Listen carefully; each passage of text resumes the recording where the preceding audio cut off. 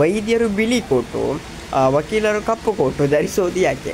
ಎಲ್ಲರಿಗೂ ಕಿರ್ಮಿ Kannada TV YouTube ಚಾನಲ್ಗೆ ಸ್ವಾಗತ ಅಂತ ಹೇಳ್ತಾ ಬಿಡಿ ಶುರು ಮಾಡೋಕ್ಕಿಂತ ಮೊದಲು ಯಾರೆಲ್ಲ ನಮ್ಮ ಯೂಟ್ಯೂಬ್ ಚಾನಲ್ ಮೊದಲು ನೋಡ್ತಿದ್ರಿ ಅವರೆಲ್ಲ ಸಬ್ಸ್ಕ್ರೈಬ್ ಮಾಡ್ಕೊಳ್ಳಿ ಮತ್ತು ಪಕ್ಕದಲ್ಲಿರೋ ಬೆಲ್ಲೈಕನ್ ಪ್ರೆಸ್ ಮಾಡಿ. ಡೈರೆಕ್ಟಾಗಿ ನಾನು ವಿಷಯಕ್ಕೆ ಬರ್ತೇನೆ. ವಕೀಲರು ಕಪ್ಪು ಬಣ್ಣದ ಕೋಟು ಏಕೆ ಧರಿಸ್ತಾರೆ?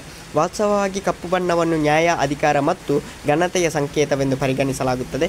ವಕೀಲರು ಕಪ್ಪು ಕೋಟು ಧರಿಸಿ ನ್ಯಾಯಾಲಯವನ್ನು ಪ್ರವೇಶಿಸಿದಾಗ ಅದು ಅವರ ಕೆಲಸದ ಗಂಭೀರತೆ ಮತ್ತು ನಿಷ್ಠತೆಯನ್ನು ಪ್ರತಿಬಿಂಬಿಸುತ್ತದೆ. ಈ ಬಣ್ಣವು ನ್ಯಾಯದಲ್ಲಿ ಯಾವುದೇ ಪಕ್ಷಪಾತವಿರುವುದಿಲ್ಲ ಮತ್ತು ನಿರ್ಧಾರಗಳನ್ನು ಸಂಪೂರ್ಣವಾಗಿ ನಿಷ್ಪಕ್ಷಪಾತವಾಗಿ ತೆಗೆದುಕೊಳ್ಳಲಾಗುತ್ತದೆ ಎಂದು ಸೂಚಿಸುತ್ತದೆ.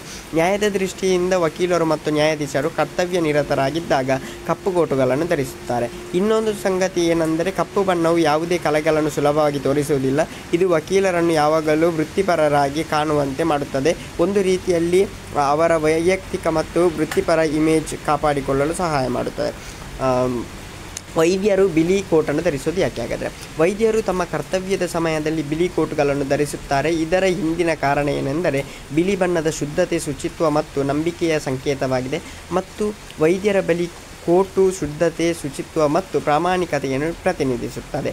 ರೋಗಿಗಳು ಬಿಳಿ ಕೋಟು ಧರಿಸಿದ್ದ ವೈದ್ಯರನ್ನು ನೋಡಿದಾಗ ಡಾಕ್ಟರ್ ತಮ್ಮ ಆರೋಗ್ಯದ ಸಂಪೂರ್ಣವಾಗಿ ನೋಡಿಕೊಳ್ಳುತ್ತಾರೆ ಎಂಬ ವಿಶ್ವಾಸ ಅವರಲ್ಲಿ ಮೂಡುತ್ತದೆ. ಬಿಳಿ ಬಣ್ಣದ ಪ್ರಭಾವ ಎಷ್ಟು ಆಳವಾಗಿದೆ ಎಂದರೆ, ಬಿಳಿ ಕೋಟು ಧರಿಸಿದ ವೈದ್ಯರನ್ನು ನೋಡಿದಾಗ ರೋಗಿಗಳು ಮಾನಸಿಕವಾಗಿ ಶಾಂತಿ ಮತ್ತು ಭದ್ರತೆಯನ್ನು ಅನುಭವಿಸುತ್ತಾರೆ. ಓಕೆ ಗೈಸ್, ಮುಂದಿನ ಸಿಗೋಣ. ಅಲ್ಲಿರೋ ಲೈಕ್, ಶೇರ್, ಸಬ್ಸ್ಕ್ರೈಬ್ ಅಂತ ಹೇಳ್ತಾರೆ.